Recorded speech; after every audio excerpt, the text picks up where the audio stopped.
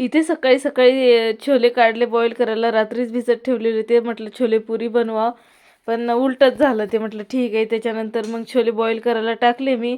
आणि हे बोंबील फौजीने मला निवडून दिले होते, त्यांना चटणी बनवून द्यायची आहे आणि फ्राय करून द्यायची आहे सोबत. त्याच्यासाठी उन्हामध्ये सुकवले मी.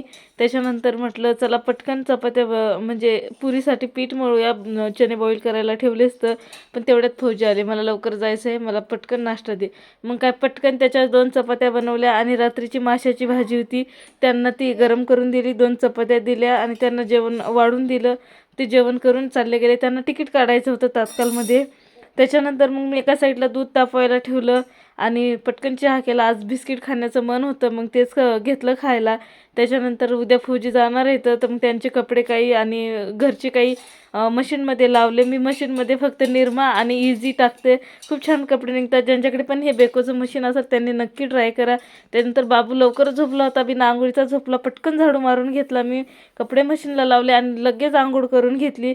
म्हटलं तो उठला की काही करू देत नाही. आंघोळ केली, स्किन केअर काहीच नाही केलं. त्याच्यानंतर लगेच देवपूजा केली.